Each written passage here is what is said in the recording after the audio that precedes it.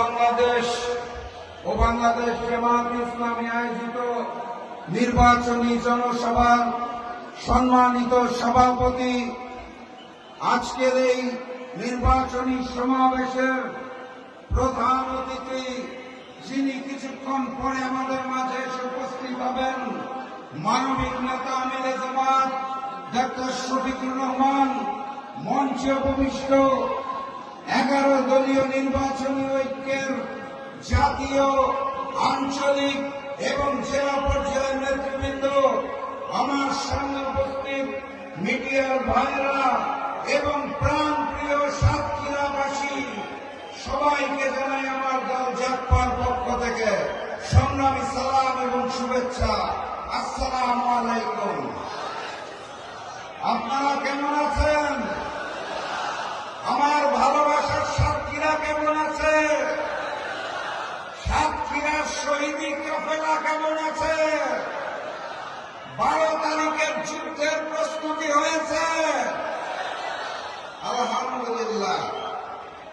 এই সেই সাতক্ষীরা, যেই সাতক্ষীরায় দীর্ঘদিন ধরে, বছরের পর বছর ধরে বাংলাদেশ জামাত ইসলামী এবং ইসলামী ছাত্র শিবিরের উপর অত্যাচার করা হয়েছে। এই সাতক্ষীরায় বহু শহীদের বিনিময়ে আমরা আজকের এই নতুন বাংলাদেশে দাঁড়িয়ে আছি। বহু শহীদের রক্তের বিনিময়ে আজকের এই সাতক্ষীরাবাসী ডাক্তার শফিকুর রহমানের নেতৃত্বে ঐক্যবদ্ধ হয়েছে। সংগ্রামী সাথী এবং বন্ধুগণ, আমার এই সাতক্ষীরায় আসন কয়টা? প্রতীকটা কি? দাঁড়িপাল্লা ব্যতীত 12 তারিখে সাতক্ষীরার কোন আসনে কোন জালিমকে সুযোগ দেওয়া হবে না ইনশাআল্লাহ। এই 4টা আসনেই দাঁড়িপাল্লার প্রার্থীদের জয়যুক্ত করে আগামী দিনের প্রধানমন্ত্রী ডাক্তার শফিকুর রহমানকে উপহার দিতে হবে। প্রস্তুত আছেন আপনারা? আগের রাত থেকে কেন্দ্র পাহারা দিতে হবে, পারবেন? ওই নতুন জালেম নিশ্চিত পরাজয়ে বুঝতে পেরে পুরাতন জালেমের মতো ভোট কেন্দ্র দখল করার পরিকল্পনা করেছে। আমরা শান্তিপ্রিয়ভাবে জাতীয় নির্বাচন চাই। আমরা মারামারি গোলমাল চাই না।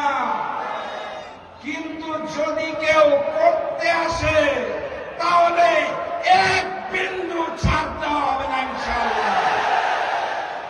সংগ্রামী সাথী এবং বন্ধুগণ, ওই লন্ডন থেকে এক নতুন মুফতি এসেছে, জানেন বোধহয় আপনারা।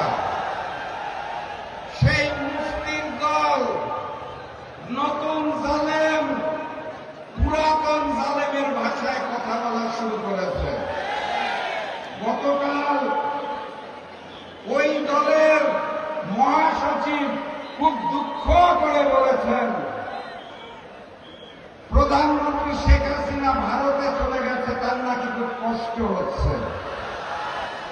বিএনপি আর আওয়ামী লীগ এক হয়ে গেছে।